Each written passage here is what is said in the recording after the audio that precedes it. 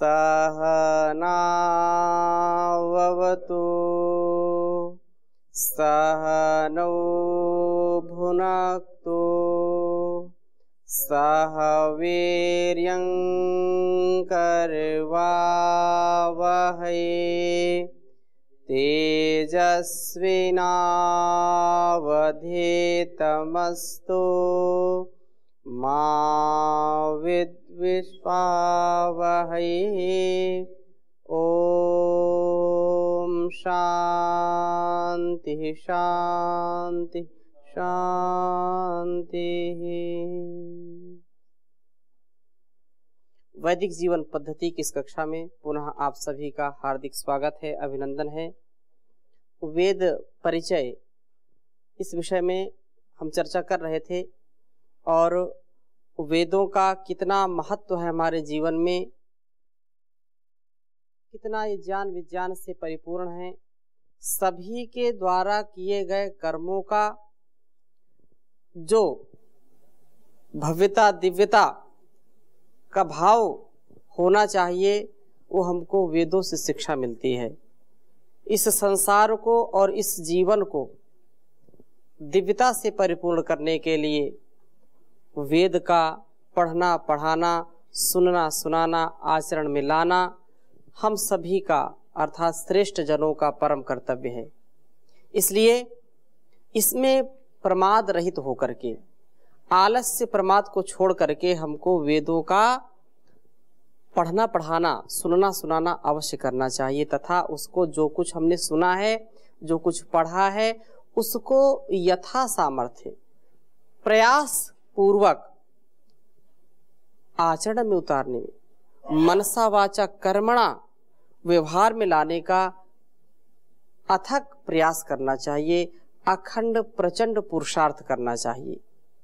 क्योंकि सारे उत्तरदायित्वों को, सारे कर्तव्यों को, चाहे प्रकृति के विषय में हो, इस संसाधन को पाकर के उन साधनों का सदुपयोग करना हो, या व्यक्तित्व निर्माण के लिए, कृतित्व निर्माण के लिए, संसार के लिए, अपने शुभ संस्कार के लिए हमको वेदों को जरूर सुनना चाहिए।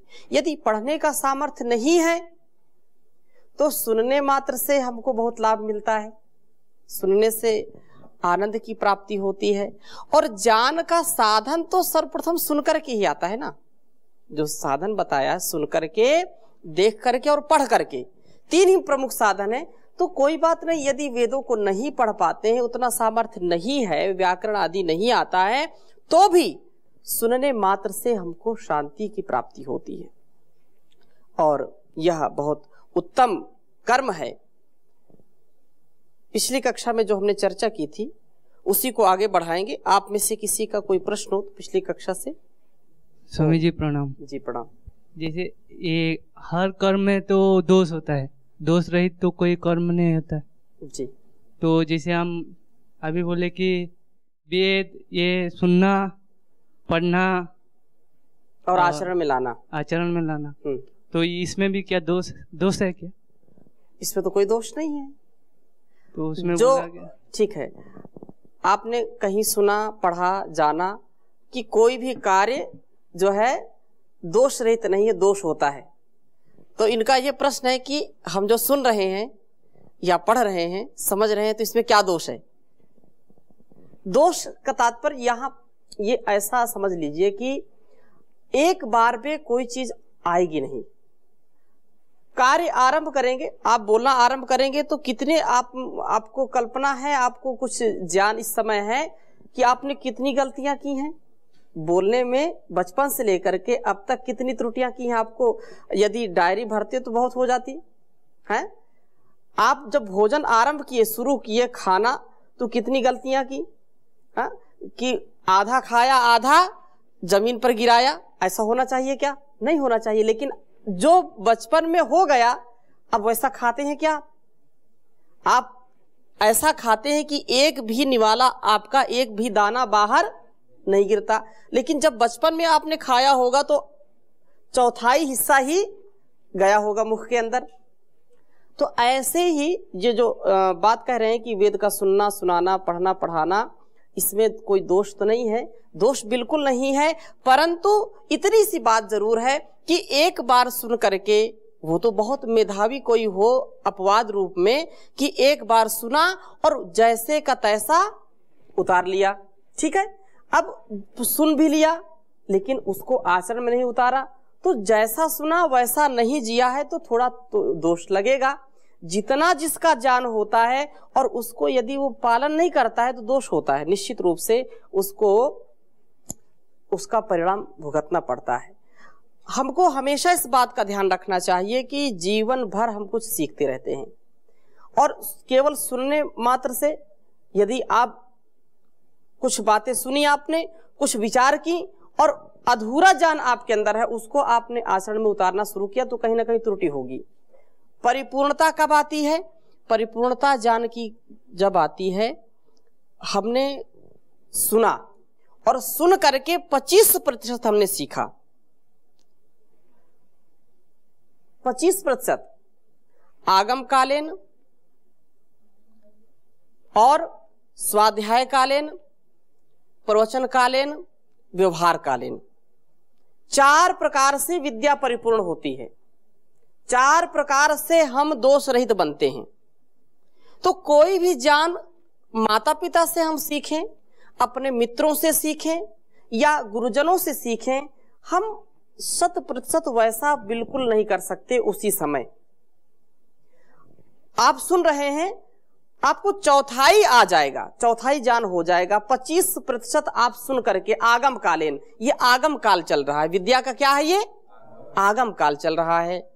तो आगम काल से 25% सीखा और फिर उसको चिंतन किया, मनन किया, उसी चीज को जाकर के पढ़ा, तो 25% और आ गया, वो स्वाध्याय काल हो गया। इसके बाद फिर क्या किया? फिर प्रवचन कालीन, उसी चीज को सुना था, उसको मनन किया, चिंतन किया, पढ़ा और उसमें और परफेक्शन आ गया और उसमें तेजस्विता आ गई। उसको दूसरों के लिए फिर कह दिया, दूसरों के लिए उपदेश कर दिया। प्रवचन, प्रकर्षण प्रवचनम, हमने वही चीज दूसरों को बता दी। जैसे आपने कोई विद्या पढ़ी, विज्ञान पढ़ा, गणित पढ़ी या कोई भी विषय पढ़ा, आपने सुना और पढ़ा, और जब तक आप अपने मुख से नहीं बोलेंगे तब तक वो कंठस्थ नहीं होगा, आप उसको पूरा पूरा नहीं समझ सकते। अच्छा, आपने बोल भी दिया तो 3% मतलब आ गई 75%, 3/3 विद्या आ गई। क्या? आगम कालीन, स्वाध्याय कालीन, प्रवचन कालीन, 3 प्रकार से हो गई, तो 75% आ गई। फिर भी अब ये कोई इतना समझ ले कि मैं तो बहुत बड़ा विद्वान बन गया, बहुत बड़ा पंडित बन गया, अब कुछ नहीं करना, तो फिर भी वो पूर्णता को प्राप्त नहीं होता है। उसको पूरी 100% विद्या हस्तगत रही होती है, 25% फिर भी बाकी है। तो 25% विद्या कैसे आएगी, दोष रहित कैसे होंगे? जब उसको आचरण में उतारेंगे। बात समझ गए? आचरण में उतारेंगे तब दोष रहित होंगे आप। और आचरण में उतारते उतारते भी लोगों का जीवन कट जाता है, जीवन व्यतीत हो जाता है, उसमें भी कई बार त्रुटि करते हैं, और फिर एक ऐसा समय आ जाता है कि हम दोष रहित हो जाते हैं, हम कोई दोष नहीं करते। जैसे कोई व्यक्ति गाड़ी चलाता है, तो गाड़ी चलाने में कोई दोष होता है क्या? होता है, आरंभ में तो दोष होता है ना। आप साइकिल चलाना सीखे हो, कितने बार गिरे होंगे? बहुत बार गिरे। मोटरसाइकिल चलाना सीखते हैं, कभी एक्सीलेटर, कभी ब्रेक, कभी क्लच, कभी स्टीयरिंग इधर उधर हो जाती है। लेकिन जब सीख जाते हैं अच्छी प्रकार से चलाना, कोई बस चलाने वाला व्यक्ति है और बस उसको चलाना अभी आरंभ किया है, तो वो कभी एक्सीलेटर ज्यादा लेता है तो कभी ब्रेक बिल्कुल दबा देता है। एक्सीलेटर पर ध्यान जाता है तो ब्रेक पर नहीं जाता, और कभी कभी एक्सीलेटर और ब्रेक दोनों दबा देता है, स्टीयरिंग या जो है एक्सीलेटर ज्यादा ले लेता है। ऐसा होता है कि नहीं? क्यों? क्योंकि अपरिपक्वता है, उसमें दोष हो जाएगा, एक्सीडेंट भी हो सकता है। यदि सावधानी हटी तो दुर्घटना घटी, ऐसा होगा जरूर। परंतु वही चालक, वही अभ्यास करने वाला कालांतर में इतना अभ्यास कर लेता है कि वो बात भी करता रहता है, कुछ खाता भी रहता है, इधर उधर देखता भी रहता है, और वो उसके ABC ठीक चलते हैं, एक्सीलेटर, ब्रेक और क्लच, स्टीयरिंग आदि बिल्कुल ठीक चलती है, उसको कोई दोष नहीं होता है। क्यों? क्योंकि उसने अभ्यास को परिपक्व किया है, बढ़ाया है। ऐसे ही हम जो आप कह रहे हैं कि क्या इसमें कोई दोष है, अभी दोष थोड़ा बहुत होता ही है, होगा। बातें 100% तुरंत समझ में नहीं आती हैं, और समझ में आ गई तो आपसे वो कहा जाए बोलो तो बोल नहीं सकते, और बोल भी दिया और बोले आचरण में उतारो तो तुरंत उतर नहीं सकता है। इसलिए इसको अभ्यास की आवश्यकता है। अभ्यास के बिना हम परिपक्वता को कभी प्राप्त नहीं होते। तो ऐसी परिस्थिति में हम कल स्वाध्याय कर रहे थे कि महर्षि वेद व्यास उद्घोष कर रहे हैं। क्या उद्घोष कर रहे हैं? कि वेदा में परमम चक्षुर, वेदा में परमम बलम, वेदा में परमम धाम, वेदा में ब्रह्म चोत्तमम। ये सबसे उत्तम है, ये ब्रह्म है, ये मेरा परम धाम है, गंतव्य स्थान है, और ये मेरे परम चक्षु है, ये नेत्र है वेद, तथा मेरा परम बल है। और बहुत ही सुंदर बात आगे कही है कि वेद सदाचार के प्रत्यक्ष उपदेष्टा हैं। वेद वेदः प्रत्यक्षम आचारः, ये प्रत्यक्ष आचार है। हमारे सदाचार को बढ़ाने के लिए जो परम प्रमाण है वो क्या है? वेद हैं, और वेद से ही सारी विद्याएं निकली हैं। तथा ये बात आगे कही महर्षि मनु के द्वारा कही गई कि वेदम एव अभ्यस्य नित्यम यथा कालम अतंद्रितः तम ह्यस्याहु परम धर्मम उपधर्मो अन्य उच्यते। कि वेद क्या है? वेद परम धर्म है। वेद का अभ्यास नित्य करना चाहिए। मैं इसको लिख देता हूं, श्लोक बहुत सुंदर है, आप लिख लीजिए। वेदमेवाभ्यस्य नित्यम,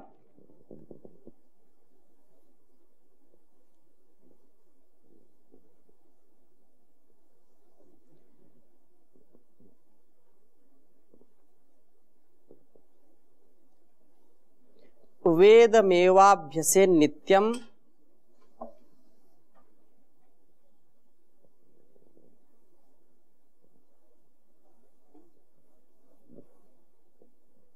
अभ्यसे नित्यम।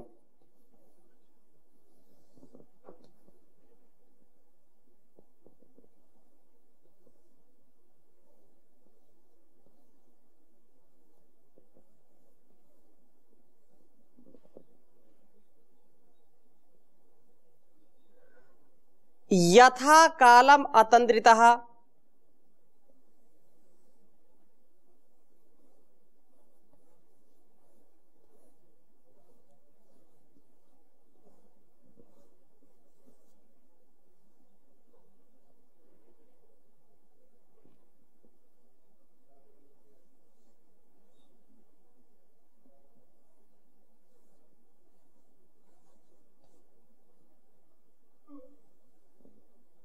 यथा कालम अतंद्रितः तम ह्यस्याहु परम धर्म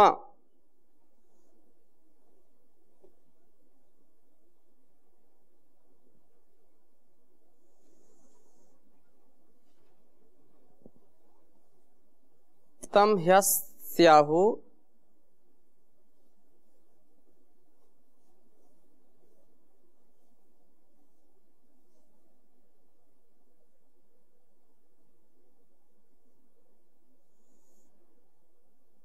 परम धर्मम परम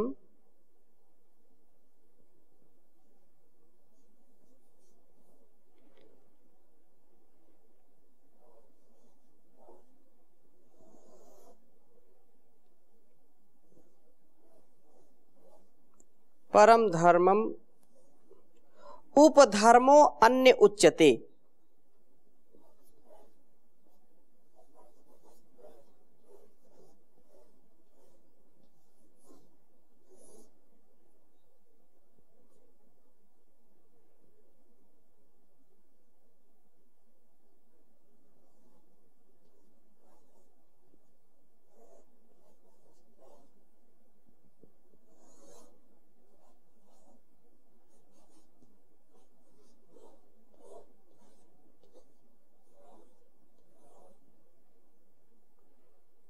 उच्चारण करेंगे।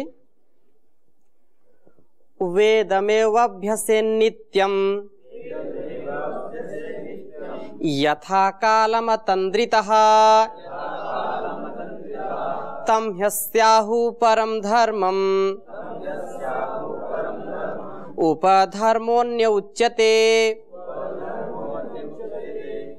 ये कहा कि वेदमेव अभ्यसे नित्यम, वेद का ही अध्ययन अध्यापन पठन पाठन नित्य करना चाहिए, इसका अभ्यास रोज करना चाहिए। वेद क्योंकि योग यज्ञ और स्वाध्याय, वेद स्वाध्याय, वेद का पढ़ना सुनना ये परम आवश्यक है। इसलिए यहां पर उपदेश ऋषि कर रहे हैं कि वेदम एव अभ्यसे नित्यम, वेद ही मनुष्य को नित्य अभ्यास करना चाहिए वेद का। और कैसे? अतंद्रितः यथा कालम, अतंद्रितः सुनिश्चित काल में, हर हाल में। जैसे हमको भोजन की आवश्यकता होती है और भोजन में कभी विलंब नहीं होता है, हमको चाहिए भोजन, हमारी आवश्यकता है, हमारी मांग है, ऐसे ही एक सुनिश्चित समय कर लीजिए कि इस समय हमको वेद स्वाध्याय करना ही करना है। प्रभात में, यज्ञ के बाद, सायंकाल या कोई भी समय अपने सुविधा के अनुसार, कोई आवश्यक नहीं है, परंतु शांत एकांत में पढ़ने से मन हमारा लगता है, पढ़ने में चंचलता नहीं रहती है। तो प्रभात में पढ़ें तो और अच्छा है, सायंकाल शयन के समय पढ़ें, या जिस समय आपको लगता है कि ये मेरा अनुकूल समय है, स्वाध्याय करना चाहिए, तो उस समय जरूर करें। मनुष्य आलस्य रहित होकर के आलस्य को त्याग दे। आलस्यम ही मनुष्याणाम महारिपु प्रमादो मृत्यु। ये प्रमाद क्या है? आलस्य क्या है? मृत्यु है। इसलिए नियत समय पर नित्य वेद का स्वाध्याय करना चाहिए। और तम ह्यस्याहु परम धर्म, वेदाभ्यास को ही मनुष्य का परम धर्म कहा गया है। वेदाभ्यास को क्या कहा गया है? परम धर्म, मनुष्य का परम धर्म है, परम कर्तव्य है। और अन्य धर्मों को, अन्य कर्तव्यों को उपधर्म कहा गया है। सबसे पहले ज्ञान के लिए हम अपने सामर्थ्य को लगाएं। प्रथमे न अर्जिता विद्या, द्वितीय न अर्जितम धनम, तृतीय न अर्जितम पुण्यम, चतुर्थे किम करिष्यति। कह रहे हैं कि यदि वेद के स्वाध्याय के समय, वेद का अध्ययन करने के समय, वेद विद्या अर्जन के समय यदि हमने वेद का स्वाध्याय नहीं किया, और जब धनार्जन करना चाहिए ऐसी जो है आयु में धनार्जन नहीं किया, जिस आयु में पुण्य अर्जन करना चाहिए पुण्य नहीं अर्जित किया, तो चौथे पन में क्या होगा? चौथे पन में क्या होगा? जब वृद्धावस्था आ जाएगी तब क्या होगा? क्योंकि संसार ऐसे मानने वाला नहीं है। आत्मदीपो भव, अपने सूर्य स्वयं बन जाओ, तभी लोग आपका मान करेंगे, सम्मान करेंगे, नहीं तो अपमान करने में एक क्षण लगता है। पुरस्कार का अधिकारी वही है जो अपने पुरुषार्थ से, पराक्रम से इस धरा पर, समाज में एक प्रतिष्ठा को प्राप्त करता है। नहीं तो तिरस्कार तो मिलेगा ही मिलेगा। तो तिरस्कार के हम कभी अधिकारी न बने, पुरस्कार के, उपहार के अधिकारी बने, हार के नहीं, उपहार के।